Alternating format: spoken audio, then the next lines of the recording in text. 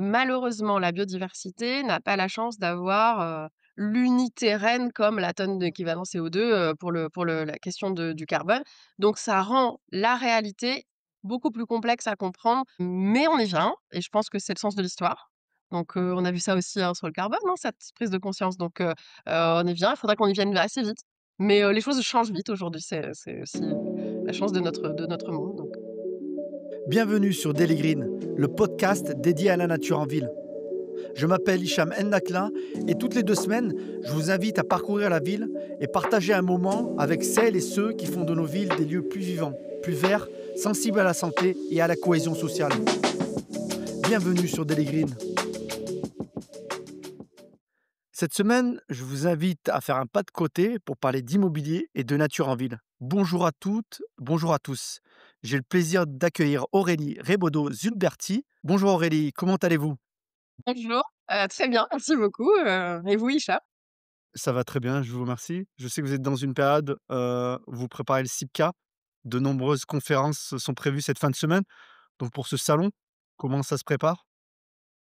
Bah, ça se prépare, plutôt bien. C'est déjà demain le lancement de ces 3 jours de CIPCA avec, une nouveauté cette année qui est, le pavillon biodiversité, donc qui va présenter la manière dont, la biodiversité, impacte aussi de la même manière que le bas carbone, notre immobilier et surtout quelles sont les relations entre, la biodiversité et le bas carbone et c'est une première et cette année, Enco Conseil, le cabinet que j'ai cofondé, est partenaire donc, de ce pavillon biodiversité. Je vais vous demander de peut-être vous présenter pour ceux qui ne vous connaissent pas, et de le faire librement, comme vous le souhaitez. Donc, je suis Aurélie Rebaudot-Zulberti, je suis cofondatrice et dirigeante associée du cabinet Enco Conseil. Donc, Enco Conseil est un cabinet qui accompagne l'ensemble des acteurs de l'immobilier et de la construction dans la prise en considération des enjeux environnementaux, sociaux et de gouvernance. À ce titre, évidemment, parce que c'est le secteur de l'immobilier et du bâtiment sont des secteurs à la fois carbo-intensifs et qui ont un impact fort sur la biodiversité. Ces deux sujets qui sont importants. Mais pas que, aussi les sujets sociaux et d'autres sujets de gouvernance et donc on accompagne tant sur les éléments, on va dire, de la définition stratégique et le reporting, notamment, le reporting alors réglementaire, je sais plus trop ce qu'il faut dire en ce moment avec tout ça, mais avec le backlash qu'on a en ce moment et les retours arrière. Mais bon, réglementaire, tout ce qui est autour de la finance durable et également, tout le reporting volontaire, ainsi que, la mise en application opérationnelle sur, au niveau d'entreprise, sur des portefeuilles immobiliers et sur des actifs immobiliers en construction, restructuration, principalement restructuration et exploitation. Quel est votre parcours justement, qu'on puisse un peu mieux vous connaître, Aurélie? Oui, alors, bon, alors, ça se voit pas forcément, filmé, mais j'ai quelques rides et quelques cheveux blancs. J'ai commencé il y a, un peu plus d'une vingtaine d'années, et à l'époque, on n'enseignait pas du tout, le développement durable. Donc moi, j'ai fait une école d'ingénieur en chimie. Donc un peu aux antipodes, on va pas se mentir. Et un troisième cycle dans une école de commerce, à HEC, pour pas la nommer et voilà, autant dire qu'à cette époque, c'était pas vraiment, à la mode, c'était pas du tout enseigné, et que la notion de développement durable, de RSE, était absolument pas, ce qui prônait, ni dans les écoles d'ingénieurs, encore moins en chimie et encore moins dans les écoles de commerce. Donc pourquoi? Je ne sais pas.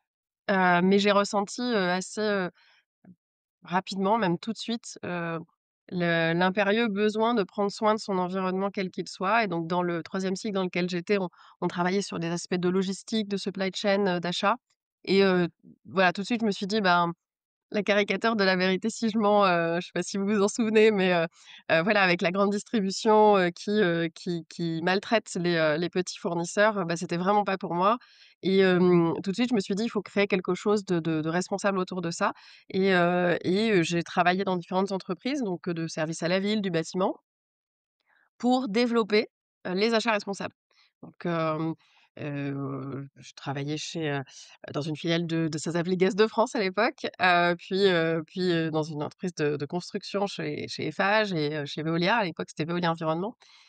Donc autour de ces sujets, et puis progressivement, j'ai travaillé, au plus près avec l'ensemble des équipes l'ensemble des équipes, c'est peut-être un peu prétentieux à cette époque-là, mais avec les équipes de développement durable de ces entreprises et je me suis rapprochée d'eux, évidemment appris, on va dire sur le tas dans ces métiers jusqu'à, intégrer une foncière immobilière au sein donc de la direction du développement durable et je suis partie, j'étais directrice du développement durable de cette foncière immobilière, qui s'appelle Gecina. C'est là où j'ai rencontré, mon associé aujourd'hui, qui lui était directeur technique et on a plutôt formé un bon binôme à la fois, stratégique et opérationnel, on se challengeait beaucoup l'un et l'autre. Ce qui, nous a alors si je suis vraiment honnête, lui a plus que moi donné l'idée de monter une entreprise, et voilà pourquoi Enco Conseil, donc aujourd'hui avec cette orientation, à la fois stratégique et opérationnelle sur le bâtiment et l'immobilier. Aurélie, est-ce qu'il y a un moment où vous avez senti qu'il y avait, un intérêt grandissant pour ces sujets d'RSE, de prendre soin de notre environnement? Est-ce que c'est, on peut imaginer que c'est la pandémie ou est-ce que c'était bien avant? Moi, ma conviction, elle est venue bien avant. Je sais vraiment pas d'où elle est née. Est-ce que ce sont des valeurs? Est-ce que c'est, un vieux fondement culturel? Est-ce que c'est, mon appétence pour la nature, pour l'environnement, même si j'ai quand même quasiment toujours été citadine? J'en sais rien, je sais même pas l'expliquer vraiment. Mais par contre, j'ai toujours voulu travailler dans ce sujet-là et je peux vous dire que, ça fait un peu revanchard si je dis ça, mais oui, il y a eu des années où, je dis «on» parce que je pense que ces personnes-là qui ont vécu ces périodes en même temps que moi, bon, on a un peu mangé notre pain noir. On était un peu, allez, je le dis, avec le sourire, mais les parias de l'entreprise, quoi. C'était, «OK, de quoi vous vous occupez? On a un vrai métier. Là, vous êtes gentils avec vos contraintes, mais sinon il y a du business. Faut qu'on fasse de l'argent. Vous avez pas compris l'entreprise» et c'était quand même un peu ça qu'on entendait, dans les entreprises. Tout le monde évidemment, c'est un peu un trait caricatural que je dresse, mais c'était une tendance et petit à petit, je pense que il y a eu beaucoup de phénomènes qui se sont mêlés, les médias, l'acculturation, peut-être toute une communauté de gens qui, comme moi, avaient des convictions et ont essayé en entreprise de les faire, valoir et de démontrer le bien fondé. Hem, Bien sûr, il y a eu la COP 21, qui a fait d'abord le Business and Climate Summit et puis la COP 21 qui a fait une vraie prise de conscience. Ça se tenait à Paris, je pense qu'il y avait beaucoup plus d'écoute, certains, grands chefs d'entreprise, se sont emparés du sujet. On peut critiquer avec plus ou moins d'ambition marketing derrière ou pas, je ferai pas, le portrait, en tout cas, ça a permis de mettre, le sujet sur le devant de la scène. Ça a quand même, changé les choses et puis c'est vrai qu'il y a eu, la pandémie. Sur le coup, ça me vexe un peu parce que je me dis: «Mon Dieu, il a fallu attendre la pandémie, ça fait si peu de temps» et c'est vrai qu'entre, je dirais, le moment où allez, si je replonge quelques années en arrière, ça s'est passé quand même assez vite entre le moment où, avec celui qui est aujourd'hui mon associé, mais qui était pas encore à l'époque, on se disait, «Ah, on rêverait de réemploi, on rêverait à t de que ce soit, beaucoup plus commun d'avoir, des matériaux de réemploi, d'avoir, des ne serait-ce que même du matériel informatique de seconde main et cetera» et on en parlait comme ça et maintenant où c'est devenu quand même, je sais pas si je peux dire mainstream comme mais vraiment beaucoup plus développé, mais il y a encore beaucoup de choses à faire, mais beaucoup plus développé. La considération des sujets a évolué très vite et effectivement, je pense que, tous ces éléments mis bout à bout et le choc de la pandémie, il y est pour quelque chose, voilà, tout malheur, il y a quand même quelque chose qui ressort de positif, faut espérer que ce soit au moins ça et oui, alors je pense aussi que pour terminer là-dessus, je veux pas, c'est dommage le backlash qu'on qu'on vit en ce moment sur le sujet réglementaire parce que, je pense que vraiment les réglementations, que ce soit, l'État français ou, au niveau de l'Europe, clairement, les réglementations ont joué. Bien sûr, les entreprises n'ont pas forcément vu ça d'un bon œil, c'est jamais le cas pour aucune réglementation, mais ça les a acculturés énormément, ça les a forcés à s'acculturer et aujourd'hui, il y a quand même des choses qui, paraissent, alors je sais pas si elles paraissent évidentes, mais en tout cas, plus faciles parce qu'elles ont été, poussées par, des demandes réglementaires et ça a fait aussi beaucoup pour le marché. Alors on peut dire que vous êtes en première ligne sur ces sujets-là. Est-ce que la réglementation vous a permis de fluidifier la communication auprès de vos clients et de plus facilement convaincre, plus facilement les convaincre à passer à l'action?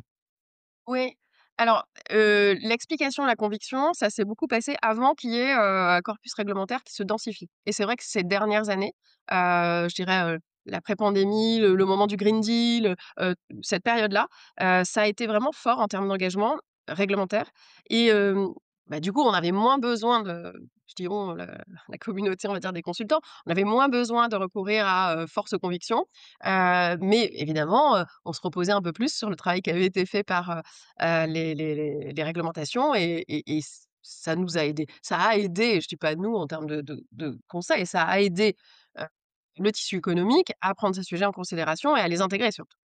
Bon gré mal gré comme je le disais. Hem, Maintenant avec ce backlash, ce retour en arrière, je pense qu'il faut à nouveau revenir sur le devant de la scène avec des arguments, en expliquant, le bien-fondé, économique, de long terme, de résilience, d'accès à la ressource, d'attractivité, de création de valeur, et je pense qu'il faut revenir à ces fondamentaux. C'est bien, c'est mal, je sais pas, on l'a vécu avant, on va le revivre maintenant. Voilà, c'est un cycle, hein, voilà, il y a des c'est toujours le cas, et il faut raison garder et donc il faut toujours avoir un petit peu des 2, un petit peu de coercition, pas trop, mais un peu de un peu de volonté de réglementaire et un peu de conviction quand même, ouais, c'est important, il faut qu'on s'engage et qu'on s'engage qu'avec de la conviction. Alors j'aimerais qu'on s'arrête un peu sur les chiffres liés à l'immobilier. Aujourd'hui, le bâtiment, l'immobilier représente plus de 40 de la consommation d'énergie globale. C'est également le deuxième secteur le plus émissif en termes de gaz à effet de serre. On est de plus en plus à vivre, dans les villes, on parle de 100 de la population mondiale et chacun d'entre nous passons plus de 90 de notre temps dans des espaces clos, c'est-à-dire dans les bâtiments. La question que j'ai, c'est que fait aujourd'hui le monde de l'immobilier pour réduire son impact, mais également améliorer la qualité de vie des habitants? Changer le fait que, 90 qu'on passe 90 de notre temps dans des espaces clos ou que, quasiment 100 de la population, aujourd'hui vit dans les villes. Je pense que c'est un sujet qui est sociétal et qui dépasse quelque part un peu l'immobilier. Par contre, l'impact de l'immobilier sur, le bien-être des occupants, l'environnement au sens large et donc l'ensemble de la biodiversité, espèces, végétales ou animales, sur, la régulation des flux avec, l'eau, l'imperméabilisation des sols, sur l'utilisation des ressources et cetera. Là, il peut faire. Clairement, on a la chance d'être sur un sujet, dans un secteur qui est éminemment, impactant et qui nécessite des ressources. Et je dis la chance parce que du coup, ça donne une responsabilité et surtout, on est sur un temps long. Quand on construit un bâtiment, on le construit, ça prend du temps. C'est pas, juste une usine de production ou une start-up dans son garage qui va faire un truc et une semaine après, c'est sur le marché. Bon, pas du tout, hein, évidemment, un bâtiment, c'est pas comme ça que ça fonctionne. Même si on accélère bien sûr, et on y travaille les temps de production, il y a toujours, des temps de chantier pour des constructions, restructurations et puis, on l'exploite pour un certain nombre d'années.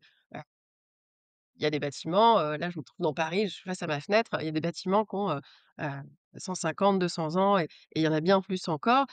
Ces bâtiments, ils ont pas vocation à être démontés tout de suite et on a une certaine forme d'habitude. Par contre, ils vont connaître plusieurs vies, plusieurs usages et c'est le but de les maintenir, de prolonger leur vie et de les maintenir dans une vie, qui puisse limiter «l'impact» entre guillemets, tout niveau, en termes de matériaux, en termes de consommation énergétique et de bilan carbone dans la vie en œuvre.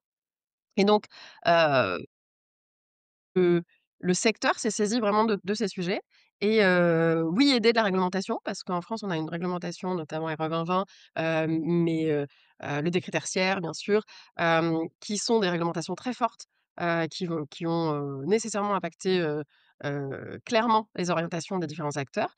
Donc on s'est saisi du sujet de ce point de vue-là, mais on s'est aussi saisi du sujet parce qu'on a la chance d'être sur un temps long et donc on peut raisonner, avec des éléments de temps long, donc avec de la création de valeur, avec des bilans sur, plusieurs années et ça, c'est quand même une chance donc aujourd'hui, on construit plus tout à fait de la même façon qu'on construisait avant. On a un impact de matériaux qui est de plus en plus, on va dire, léger, de plus en plus bas carbone. Les questions de la biodiversité, de l'intégration de la nature en ville, puisque c'est la thématique du podcast, elle est pas autant que le carbone, je pense, mais de plus en plus, révélé. et c'est important à plein d'aspects et heu et in fine, pour l'attractivité des locataires, pour le bien-être des occupants et donc pour la création de valeur, pour la valeur de l'actif et donc pour la création de valeur. Donc ces sujets sont pris en compte. Alors après, quel degré de maturité? Est-ce qu'il reste encore un chemin à parcourir? Bah, oui, c'est sûr, on n'est pas au bout du chemin. Mais le secteur s'en saisit et avec, la joie de l'observer, plutôt bien sur la partie carbone, un petit peu plus timidement sur la partie biodiversité et voilà, c'est le CIPCA et le pavillon biodiversité sont là pour ça aussi. Alors, pour ceux qui maîtrisent vraiment pas le sujet, est-ce que vous pouvez nous en dire un peu plus sur justement, la place de la biodiversité? Heu, Comment vous allez convaincre justement les promoteurs ou les investisseurs, de l'intérêt d'intégrer la biodiversité, dans leurs projets immobiliers et dans leur stratégie? Juste qu'on puisse comprendre la place de la biodiversité. Est-ce que c'est une biodiversité, on va dire locale? On parle de la biodiversité qui peut exister autour de notre bâtiment, dans notre ville? Ou est-ce qu'on parle de la protection d'une biodiversité dans une chaîne de valeur, qui est beaucoup plus éloignée, de notre production, par exemple? Et ben, les 2, mais c'est évidemment plus facile de convaincre avec quelque chose qui est à l'échelle locale. Malheureusement, la biodiversité n'a pas la chance d'avoir, l'unité reine comme la tonne d'équivalent CO2, pour la question du carbone. Donc ça rend la réalité beaucoup plus complexe à comprendre du point de vue, d'un occupant utilisateur, d'un acteur du bâtiment, d'un collaborateur d'une entreprise, d'un gestionnaire, d'un propriétaire. Et donc cette double réalité, fait enfin la double réalité, pardon, la réalité de la complexité, fait que c'est, évidemment plus compliqué d'entrer dans le sujet. On parle à la fois, d'impact, donc d'impact de l'entreprise, donc d'un portefeuille immobilier en l'occurrence, d'un immeuble, sur la biodiversité. Alors on peut déjà commencer à comprendre et à donner une réalité derrière ça. Ça parle de pollution, ça parle, d'utilisation de ressources, c'est l'impact, hem, des rejets, d'utilisation de l'eau ou de rejets dans l'eau, une notion d'impact, une notion de dépendance. Dépendance, bah, aux ressources pour avoir besoin de construire, de terre pour, besoin de construire là aussi, hem, des ressources, bah, du bois par exemple si on construit en bois, heu donc on a à la fois, alors de ressources, ça peut aussi être, dépendance parce que c'est une gestion des flux. Donc, on est dépendant parce que, beh, on on l'a vu avec les épisodes de vagues de chaleur, hein, on sort de l'été. La régulation de l'effet d'îlot de chaleur urbain quand, ben, voilà, on est en ville. La biodiversité, la végétalisation slash la biodiversité, c'est un outil. C'est un outil d'adaptation au changement climatique. C'est aussi un outil d'adaptation de régulation des flux. On l'a vu avec toutes les inondations. Bien sûr qu'il y a un sujet autour de la végétalisation, de l'artificialisation des sols, donc de l'impact que ça peut avoir sur la régulation des flux, hem et hem, de la pollution, aussi. Donc on parle de services écosystémiques, c'est, le cas aussi de la biophilie. On l'a tous expérimenté, bah, ça c'était l'exemple du Covid. On a tous expérimenté à cette période-là qu'être enfermé dans une ville sans jamais voir un élément, naturel, ça nous angoissait tous parce qu'on est tous des êtres vivants qui venons de cet environnement et qu'en in fine, même si on s'en rend pas compte, on en a besoin et ça s'appelle la biophilie. Et très clairement, bah, oui, avoir, vu, il y a des études qui le prouvent, avoir vu sur des éléments naturels, des arbres, des parcs, avoir des ani être entouré d'animaux, ça nous aide à nous reconnecter à ce qu'on est vraiment, à, gérer notre stress, nous concentrer de la meilleure façon, réguler nos systèmes et ça nous rend plus efficaces. Donc du coup, ça rend une entreprise qui va louer, par exemple, des bureaux, plus efficace, et ça va rendre ces bureaux plus attractifs et donc bah, plus de valeur. Donc ça va, permettre de générer à une entreprise et donc toutes ces réalités qui sont, voilà, différentes. On parle de dépendance, d'impact, on parle de services écosystémiques, on parle de risques. C'est autant de réalités, qui viennent de la même chose, mais qui sont très difficiles à harmoniser autour d'un indicateur ou d'un élément descriptif et donc forcément, ben, c'est plus difficile de convaincre, plus difficile de révéler l'importance. D'autant plus que quand on va se situer dans des écosystèmes, enfin hem, heu, des localités différentes ou que, l'acteur va avoir des stratégies de développement différents. Est-ce que c'est un acteur qui va posséder, des bâtiments en cœur de ville déjà construits? C'est une ville déjà artificialisée, donc quelle est sa marge de manœuvre? Quel est son enjeu?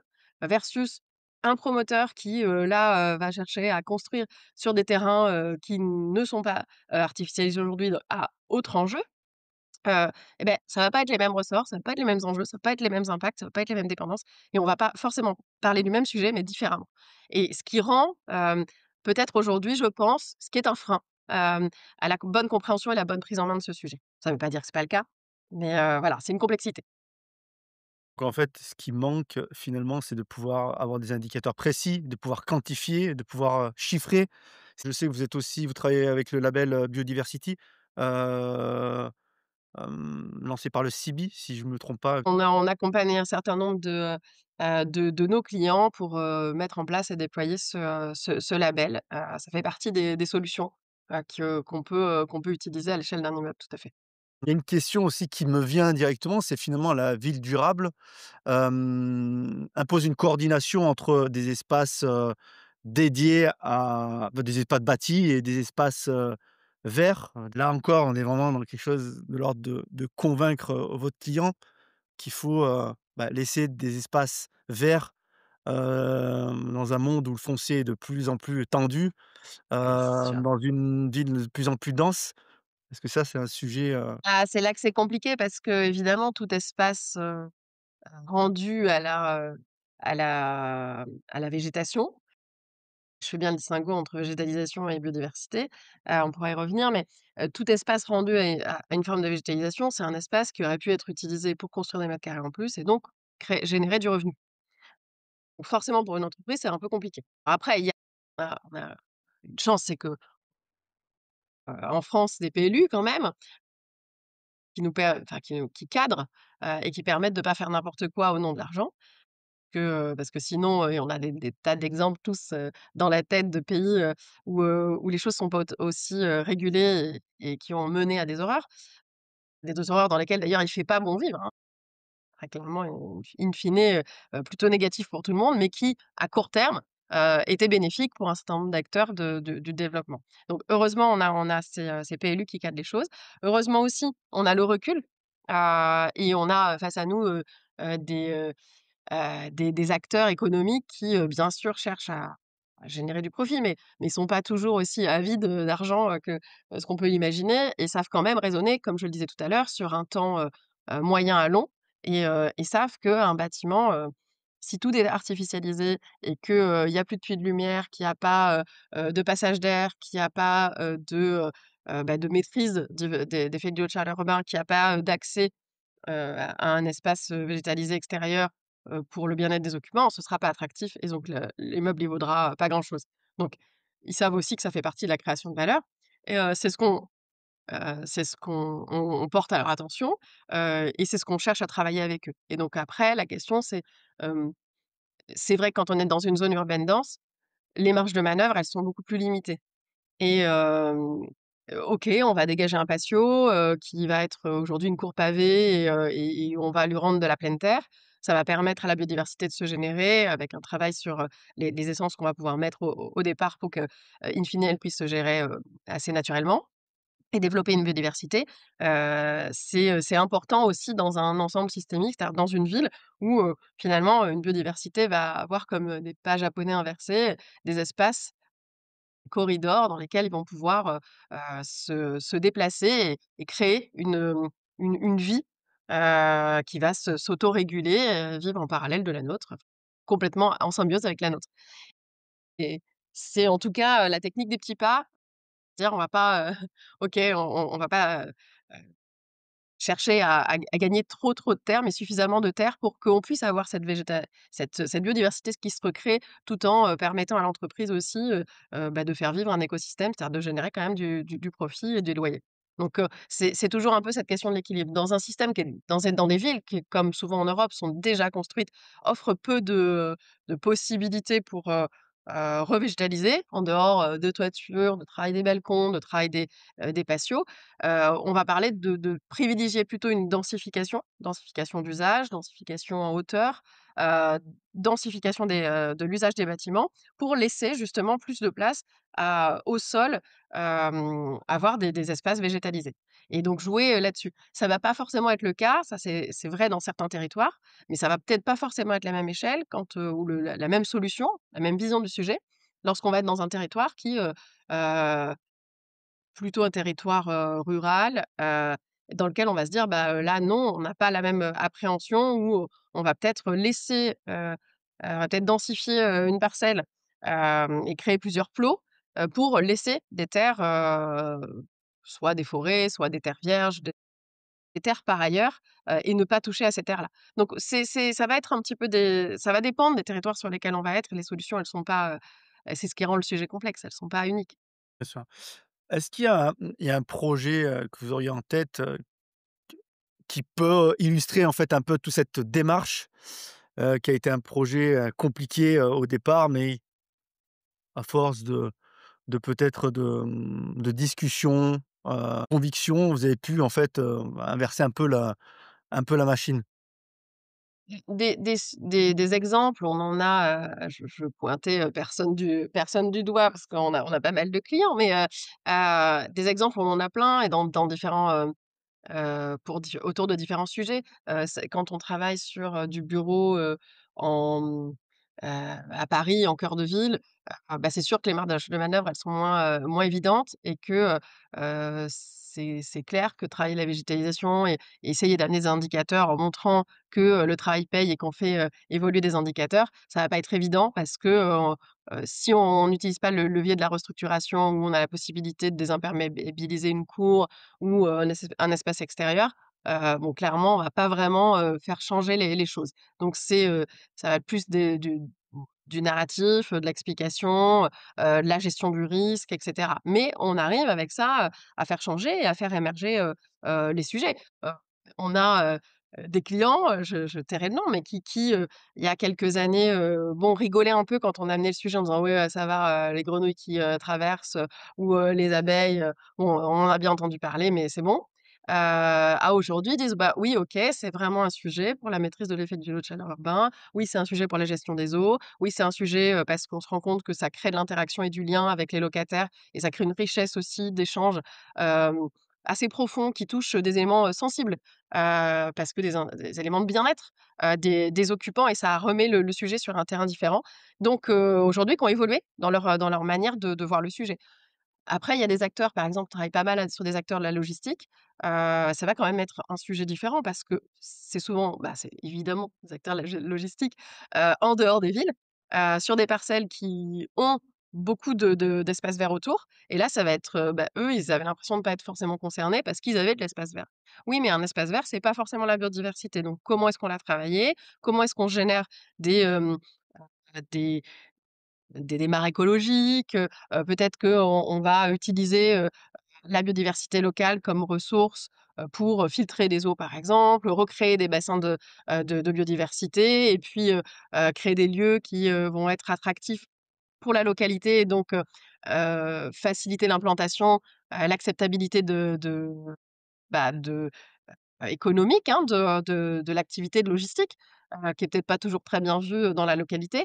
Comment ça peut rendre des services et ben, on arrive petit à petit, je dis pas retourner des situations, mais améliorer des situations comme celle-là, par exemple.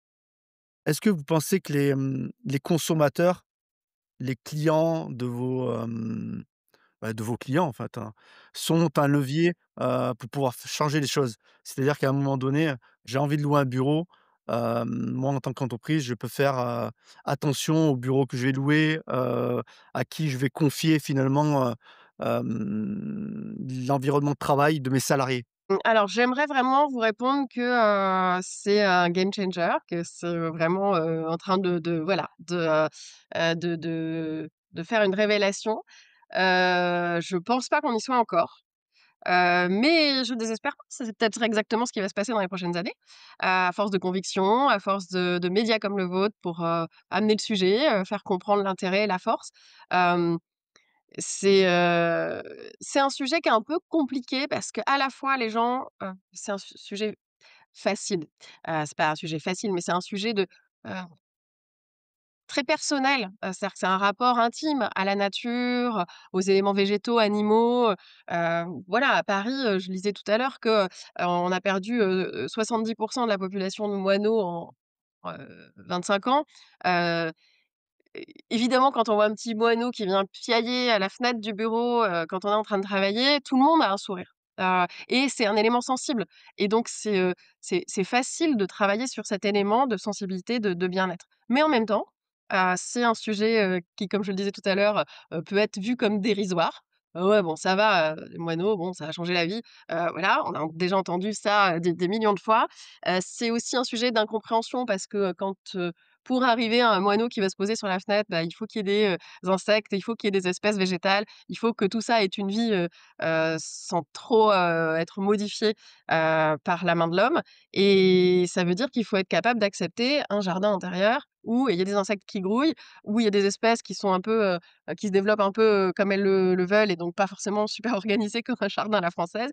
Hem Et ça, il faut l'accepter et c'est pas toujours évident. Donc en fait, si la réalité c'est antinomique, hein, mais si la réalité elle est perçue positivement par, un certain nombre d'utilisateurs, elle peut aussi, déconcerter un certain nombre d'autres. Donc je sais pas vraiment où on en est encore aujourd'hui, c'est laquelle de ces 2 tendances est encore la plus présente. Je crains qu'on soit pas encore dans une pleine compréhension de ce que sont les systèmes. Mais on y vient et je pense que c'est le sens de l'histoire. Donc on a vu ça aussi, hein, sur le carbone, hein, cette prise de conscience donc on y vient. Il faudra qu'on y vienne assez vite. Mais les choses changent vite aujourd'hui, c'est aussi la chance de notre monde donc voilà, je veux être positive. Je sais pas encore complètement le cas, mais je veux être positive. Est-ce que vous pensez que vous, justement, avec Enco, avec votre société, vous avez un rôle à jouer justement d'intermédiaire entre différents univers? Est-ce que, aujourd'hui, il n'y aurait pas des univers à décloisonner, des univers qui sont bien souvent renvoyés dos à dos et qui ne communiquent jamais? Parce que comme vous l'avez dit, on peut tout à fait être sensible, on peut tout à fait être positif, sur ces sujets de biodiversité. On peut comprendre également qu'il y a des pressions économiques en ce qui concerne, les sujets d'immobilier et que l'oiseau sur la branche en face de chez moi, peut paraître, dérisoire. Alors qu'on sait très bien que les sujets de biodiversité, ont un impact, pardon, direct sur le bien-être des habitants, sur la santé mentale d'ailleurs également. C'est une étude intéressante qui est sortie cette semaine qui démontre qu'on a perdu plus de 60 alors je sais plus exactement comment la formuler, mais 60 de notre contact avec, la nature a été perdu en 200 ans. C'est-à-dire qu'on a même, hem, fait en sorte de supprimer des mots, qui étaient Oui, couramment utilisés dans nos manuels, et donc du coup, ouais, ouais, bien sûr. Nos repères, les c'est pour ça on en revient aux utilisateurs, hein, les repères ont changé, le référentiel a s'est un peu déprogrammé. Moi, je veux croire, ça paraît incroyable quand voilà 200 ans, je sais pas l'étude ce qu'elle dit, mais ça paraît incroyable que, en 200 ans, on se soit déprogrammé. Je pense pas en fait. Je parlais de biophilie et je pense pas. Je pense que si, on avait la chance ou la malchance, je sais pas, de vivre très, très, très longtemps, on pourrait se dire que cette période-là, elle sera une parenthèse, heu, parce qu'on a un rapport, évidemment depuis des millénaires à l'élément naturel. Donc moi j'ose croire que ce sera plus fort, que c'est, un moment un petit peu de pic peut-être heu, de distanciation avec l'élément naturel et même si, ça a pas toujours été évident notre rapport avec la nature, parce qu'il a fallu qu'on l'apprivoise depuis toujours. Mais quand même, on est intrinsèquement liés et on peut pas, voilà, la mettre de côté et je pense que, hem, il y a des cycles et et qu'on va apprendre à créer un équilibre avec elle, y compris en ville parce que, c'est là où on vit et il y aura pas des espaces où il y a la nature et des espaces où il y a l'homme. Ce seront des espaces où, les 2 arrivent à vivre, ensemble et donc ça voilà, je veux le croire, je pas tellement d'autres arguments que ma conviction, que mon espoir plutôt, mais voilà, je préfère le penser et en tout cas, c'est ce vers quoi on travaille, ce à quoi on travaille, et bien sûr que les cabinets comme, les nôtres ont un rôle à jouer pour, réconcilier l'ensemble des acteurs autour du bâtiment, à et prendre en considération ces sujets parce que chacun voit le sujet avec son prisme, qui va durer, plus ou moins longtemps dans la vie de l'immeuble. Et l'idée, c'est de mettre tout ça en perspective pour, tirer les bons leviers et heu et permettre à chacun de gagner, y compris, la nature et y compris l'élément naturel, que chacun puisse trouver sa place, en fait et son équilibre et sa bonne façon de vivre. Donc oui et d'ailleurs, on accompagne Sur des sujets d'exploitation, on accompagne pas mal de nos clients dans, des réflexions autour de la relation client, dans le cadre de Beau Vert, par exemple. Et bien, on intègre ces sujets, on parle de nature, on parle hem, de biodiversité, on amène ce sujet-là aussi et ça crée une autre relation, une autre façon de dialoguer. On peut, mettre en place des animations, des réflexions, des des échanges, avec les occupants, pour que, bah, les acteurs de l'immobilier puissent aussi, voir leur rôle à jouer en interaction avec les occupants sur ce sujet-là et faire remonter, pourquoi pas, des désirs et des besoins que peut-être on ne verrait pas aujourd'hui et qui permettraient aussi de pousser à l'action. Donc, en tout cas, nous on le fait, c'est un sujet qui monte doucement, mais qui voilà, Alors qu'il faut justement, porter. c'est sur cette temporalité, est-ce que, à votre avis, on réagit pas, bien souvent, sur des urgences? On parle vous avez parlé de temporalité de l'immobilier, bien évidemment, c'est des temps qui sont très longs en termes de conception, de réalisation. Mais est-ce que, pour répondre à des problématiques, de réchauffement de la ville, de perte de la biodiversité, on n'attend pas toujours le dernier moment? Je peux pas vous dire le contraire, évidemment que oui, j'ai l'impression qu'il faut qu'on attende d'être face au mur pour faire quelque chose et est-ce que c'est pas trop tard? Je sais pas. De toute manière, c'est vrai de tous les sujets. Tant que, tant qu'on n'est pas, face à une situation critique, on n'a pas envie de changer quelque chose qu'on a l'impression de maîtriser, qui fonctionne et qui nous facilite la vie. Donc c'est vrai de tous les sujets, donc évidemment aussi de ce sujet-là.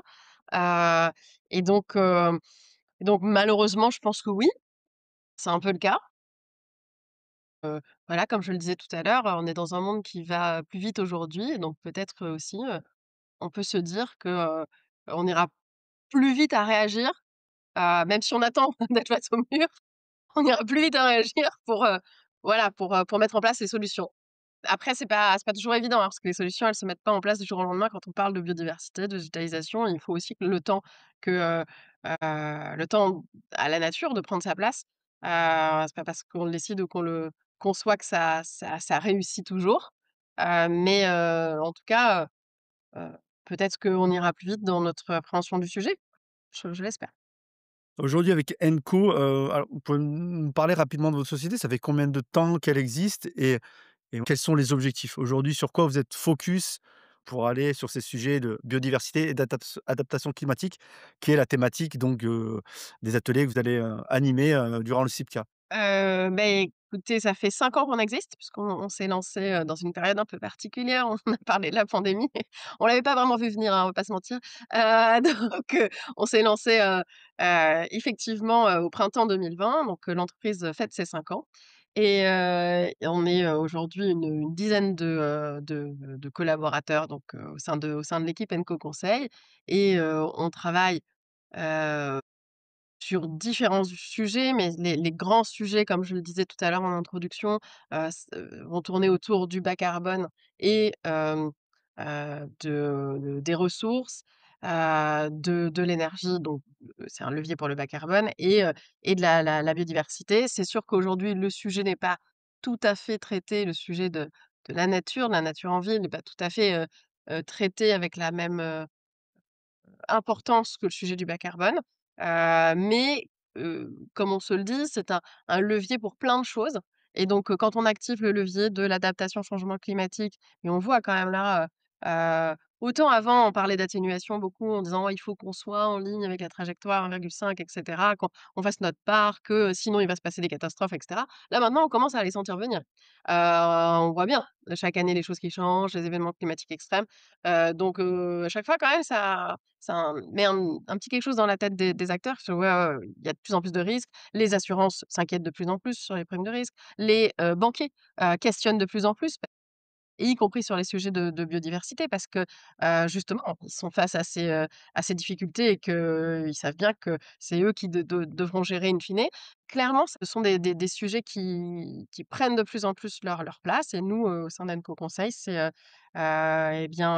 notre rôle que de faciliter l'intégration de ces sujets au sein du quotidien des entreprises, heu et faire en sorte que, heu, l'ensemble de la chaîne immobilière, devienne plus responsable. Alors si on sort un peu de votre cadre professionnel, comment vous voyez la ville de demain? La ville de 2026, la ville de 2030? Vous êtes au cœur de Paris, c'est ça? Vous êtes, vraiment au centre de Paris? Mmh, Ah oui, on est alors j'ai la chance d'habiter à 2 pas des bureaux qui se situent effectivement au cœur de Paris, à proximité du Champ de Mars, donc un espace vert. Et j'espère que, et je parle pas que pour Paris, j'espère que la nature aura de plus en plus de place dans la ville, et que, elle servira, à nous apaiser, heu, entre nous et avec elle et aussi à construire une résilience face, aux événements climatiques qui manqueront pas d'arriver, extrêmes, qui manqueront pas d'arriver, que ce soit vagues de chaleur, inondations, heu heu, grêle, tempêtes, en tout catastrophe. genre, je voilà, j'espère que heu, cette reconnexion à la nature va nous permettre de construire une ville plus apaisée, y compris socialement et vis-à-vis du changement climatique et nous permettra aussi de mieux, appréhender, mieux renforcer nos actions pour limiter notre impact. Donc Et alors c'est quelque chose de positif qui j'espère va se mettre en marche avec, une appréhension de la densification, de l'usage, hem, peut-être plus grande. Aujourd'hui, on a, cette vision de, chacun, veut habiter un espace plutôt grand, très individualiste avec, sa chambre en plus, avec, son espace, plus grand, plus confortable, son jardin, son balcon, sa terrasse. Bah, peut-être que demain, on se réinterrogera, enfin, en tout cas, on commence déjà à le faire, bien entendu, mais l'interrogation sera plus, plus, en tout cas, la maturité sera plus forte sur le sujet du, partage, de la densification, de l'usage. On le voit dans certains pays, hein, le Japon, par exemple, dans les grandes villes au Japon, très clairement, on leur parle pas d'habiter un 120 carrés avec sa terrasse, voilà et sa la chambre d'amis, enfin non, c'est clairement pas, hein, c'est pas le modèle donc bah, on le voit dans certaines cultures et je dis pas que c'est forcément, le modèle de ville du futur, mais en tout cas cette appréhension-là avec une reconnexion à la nature et l'appréhension des usages, de la sobriété foncière, de la sobriété de l'usage, la densification. Voilà, ces 2 mécanismes-là permettront, j'espère, de construire une ville, plus apaisée et dans laquelle on soit mieux tous, tous les êtres vivants. est-ce que Paris va dans le bon sens? Parce qu'on a pas mal d'échanges avec, des Belges, des Suisses, qui voient d'un très bon œil, l'évolution de Paris, ces dernières années. Comment vous le voyez, vous, en habitant au cœur même de Paris? Est-ce qu'on va dans le bon sens? Est-ce qu'on va trop vite? Est-ce qu'on va pas assez vite? C'est c'est pas une C'est question piège, c'est c'est très politique, à titre personnel, personnel, exactement, oui, tout à fait. Comment vous le ressentez? à titre vraiment personnel, après je comprends, plein d'arguments que peuvent, donner un certain nombre de nos clients quand ils sont dans certaines situations, mais à titre personnel, je vois plutôt une évolution positive, et assez rapide quand même du reste, hein, en 10 ans, on a vu quand même des choses changer. Hem Bon, je déplore qu'un travail sur la qualité de l'air soit pas, plus fort, c'est très clair, et la végétalisation, la biodiversité permettraient de renforcer, peut-être cette barrière à la pollution, ce filtre. Bah, ça, ce serait super. Ouais, la place de la voiture a quand même bien diminué. C'est pas plus mal pour la qualité de vie à l'intérieur de la ville parce que je comprends qu'on ait besoin de se rendre à Paris parce qu'on a besoin d'avoir des services et que, les véhicules sont des supers outils pour ça. Mais il faut aussi se rendre compte que si on n'a pas envie d'avoir une ville, heu heu, qu'on avait envie d'avoir une ville vivante, il faut aussi, laisser de la place à l'humain et que, le véhicule thermique est pas forcément, le meilleur ami de l'homme et donc à ce niveau-là, la oui, il y a encore du travail à faire, hein. Je vis dans un environnement où, ah oui, je fais ma petite page de promo si quelqu'un m'entend, qui est touristique et quand on se dit qu'on habite dans un super endroit, qu'on a des belles vues sur des beaux arbres, sur des beaux bâtiments, que, c'est un endroit très agréable avec des grands trottoirs, mais qu'en fait on a, une lignée de cars de touristes, garés, qui mettent la clim et qui laissent le moteur allumé. Bon, on se dit qu'il y a encore quand même un travail d'acculturation, un travail aussi d'appréhension de ces outils-là. Heu, ouais, est-ce que vraiment un quart de, 50 touristes, ça a vraiment, sa place dans une ville où quand même on peut arriver à s'en sortir. On a un super réseau de transport, on a beau les critiquer, hein, parce que bon, on est bien français et que ça marche pas toujours super bien, mais on a quand même une bonne qualité de transport, on a quand même, voilà, plein de services, tout est assez facile donc voilà, bon voilà, je questionne un certain nombre de choses de ce point de vue-là, mais en tout cas, on a vu la ville évoluer et je trouve qu'on a beaucoup de chance, en tout cas, moi, je m'estime très chanceuse d'habiter dans un environnement aussi privilégié. On a toujours une dernière question, c'est la question finale créative. Si vous aviez à convoquer 2 personnes vivantes ou disparues, justement à visiter votre quartier, c'est l'occasion peut-être de parler de vos missions, d'avoir des questions et des discussions existentialistes. Quelles seraient ces 2 personnes, que vous convoqueriez? Waouh! Difficile question. Difficile question, je sais pas. Heu, Vivante ou disparue, je dirais peut-être pas encore là, ou là, mais pas encore, je réponds pas à la question, mais pas encore, Heu, identifié. Je dirais, peut-être, prochain, maire de Paris. Je dirais, qu'il y a encore des choses à faire et qu'il faut, continuer, pour, justement, densifier, équilibrer les, la vie, au sein de du territoire. Et puis, heu Maire de Paris, le prochain ou la prochaine, mairesse? La prochaine ou le prochain, en tout cas, je ne sais pas qui, mais ce serait ça, en fait, pour montrer l'importance de continuer, d'accélérer, de pas fléchir sur les sujets environnementaux, et sociaux et vraiment le sujet de la nature en ville, le sujet du bas carbone, le sujet de l'adaptation, de pas fléchir sur ces sujets, du bien-être, du bien vivre, heu et donc je dirais ça, c'est très politique et je sais pas du tout qui ce sera, bien sûr que non, comme personne. Mais donc voilà et puis, bah, une autre personne, à l'opposé, heu, j'ai pas une personne en tant que telle, mais pour faire écho à ce sujet-là, je dirais, bah, des gens qui ont pu être critiques, sur l'impact de d'actions, environnementales, de la prise en considération de ces enjeux-là, bah, de leur dire: «Écoutez, voilà, maintenant, est-ce que on peut ensemble visiter un bâtiment exemplaire et heu et faire le constat, commun que, il y fait bon vivre, que c'est attractif, que ça fonctionne bien, que c'est pas, un gadget, que, ça génère, de la valeur pour tout le monde et que, du coup, c'est une bonne façon de faire et qu'il faut le déployer». Voilà, je dirais ça, mais j'ai pas de personne en tête et je veux pas en citer. Mais on voit tout à fait le profil d'une personne sceptique, qui aujourd'hui pourrait tout à fait, changer d'avis en étant confronté directement à une réalité, ou en tout cas des cas concrets, positifs. C'est une très bonne note, finale positive justement. Où c'est qu'on peut vous joindre Aurélie? Comment vous êtes sur les réseaux? Bien, on nous trouve sur notre site internet, dans lequel on trouve de l'information et puis une page contact, mais bien évidemment sur LinkedIn où on est